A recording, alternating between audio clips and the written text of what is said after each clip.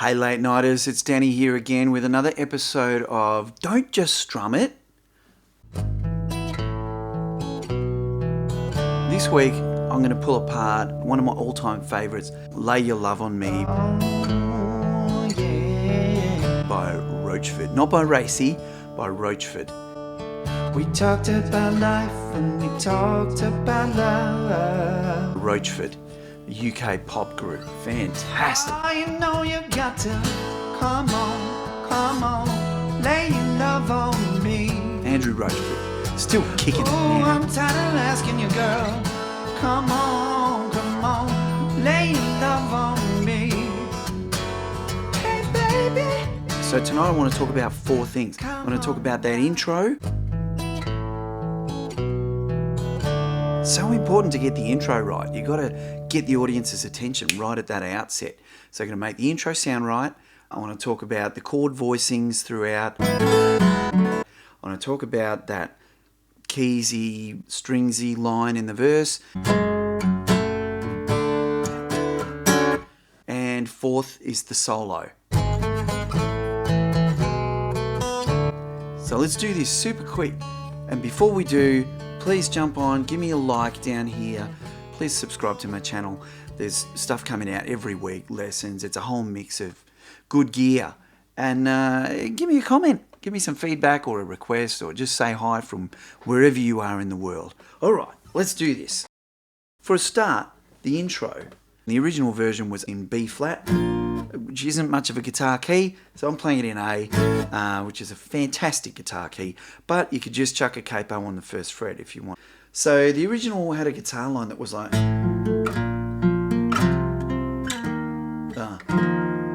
that last chord was like that, so I think it was probably capo third. But anyway, here's what I'm doing.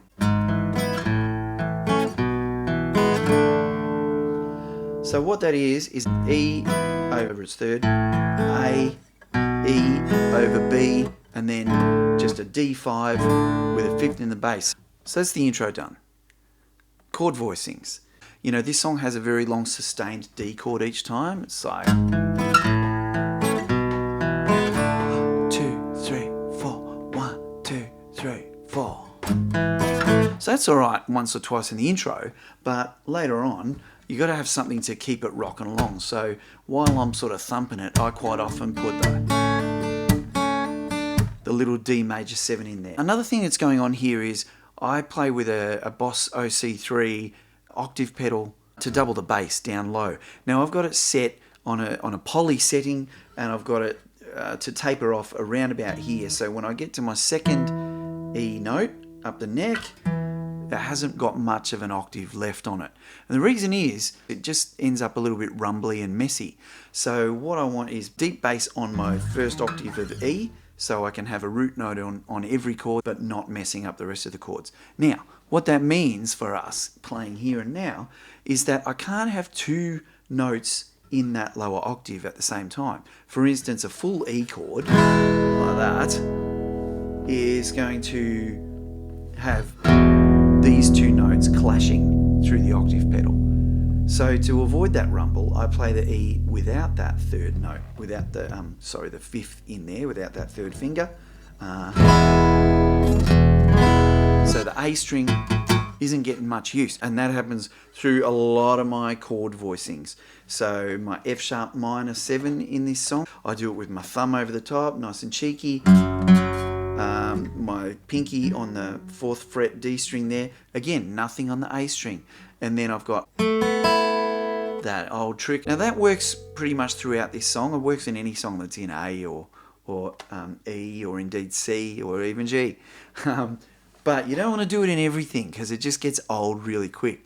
You use it sparingly, like I use it when I want to bring up those choruses towards the end, because nothing rings and bursts out of the guitar like open strings in a chord, open chord voicings. So for instance, my A in the chorus, I'm quite often doing that, or just open.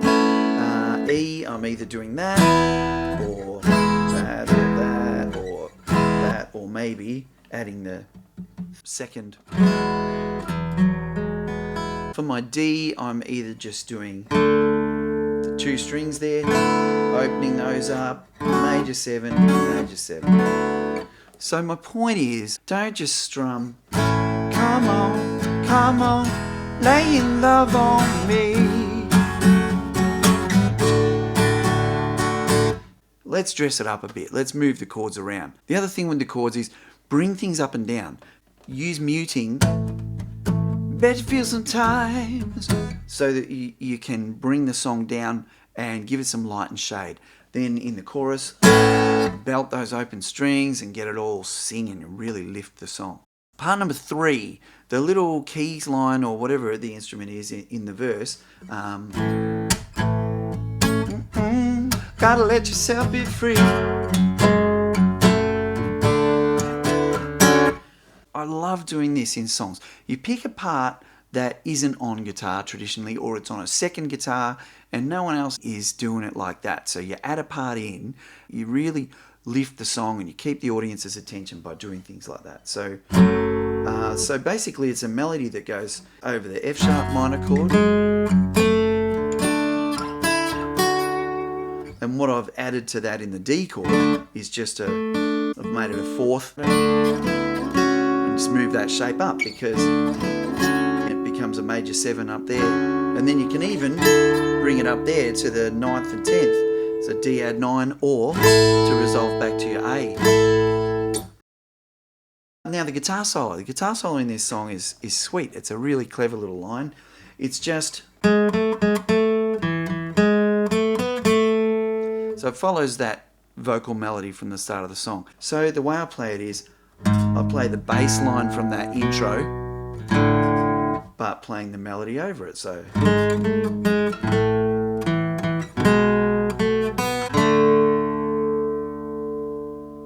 simple. Alright, I hope you got something out of that, everybody. Listen, don't forget to like and comment, and please consider subscribing to my channel to see heaps of interesting stuff.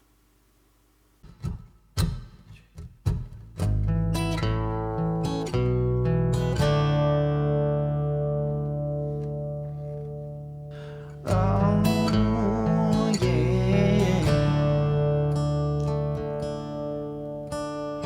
We talked about life and we talked about love.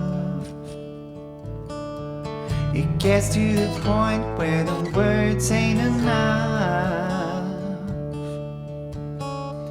There isn't a reason why this should be wrong. Open your heart and I'll play you a song. Come on, lay your love on me.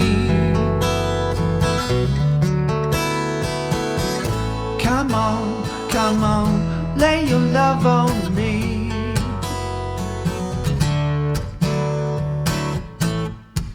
Don't you know sometimes you gotta let yourself be free? Don't you know it's your right to be who you wanna be?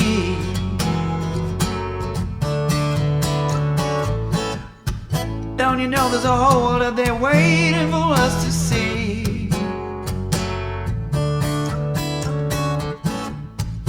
Don't you know sometimes you gotta let be what's gotta be? All I'm saying to you is come on, lay your love on me. Ooh, I hear you asking, girl, come on, lay your love on me.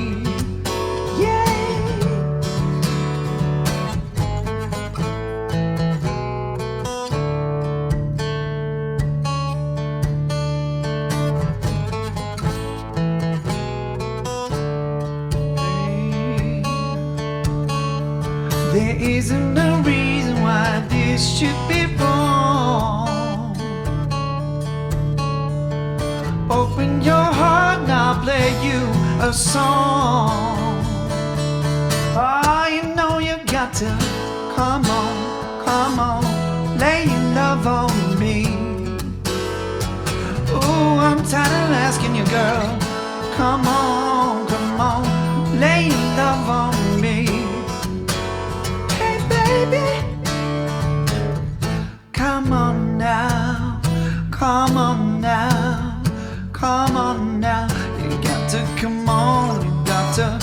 Come on now, come on now.